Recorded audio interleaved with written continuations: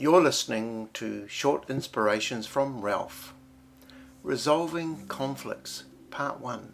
You know, conflicts are a part of life in every area of life. And I tend to look at conflict not really as something negative, although they can be destructive, but also as a springboard to greater intimacy or greater relationship in whatever sphere of life we're talking about. When considering this topic, there's a lot of principles that I bring with couples that I help and I have helped over the years. These principles can apply in any conflict situation. And so I'll be toggling in this series between how we help couples with conflict and also the fact that the conflict resolutions that we bring can apply anywhere.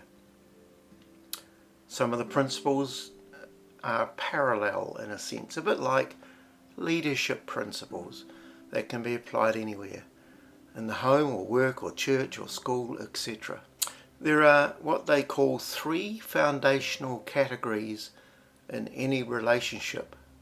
If these are weak, or 1 or 2 of these things are weak in a relationship, then that relationship is in great danger.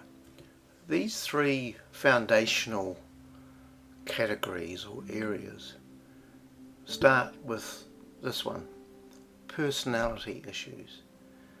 This is the inability to accept a person for the way they are.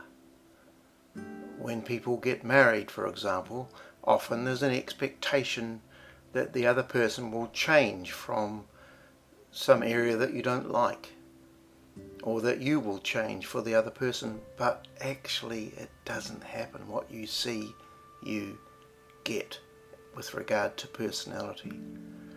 And a lot of conflict comes from the desire to change a person as they live with them. It can happen in the workplace. A lot of conflict can come because we want a person not so much to change their behaviour, which is true, but change who they are.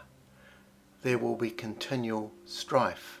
The second one is communication. So the first is personality. The second is communication. I heard that 90% of marriage counselling is to restore communication, because it's one of the first things that go when conflict comes.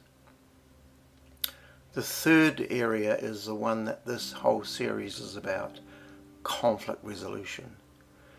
So people can accept each other to a certain degree and even communicate reasonably well, but they get unstuck when it comes to sorting out the conflicts. There are ways of doing conflict resolution, and that's what I want to look at in this series.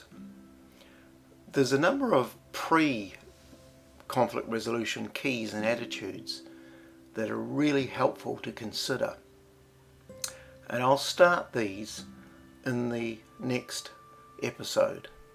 And if you are a Christian or Christ follower, prayer is, of course, a very, very important key in terms of resolving conflict, but there are many practical things that I want to address. God bless you.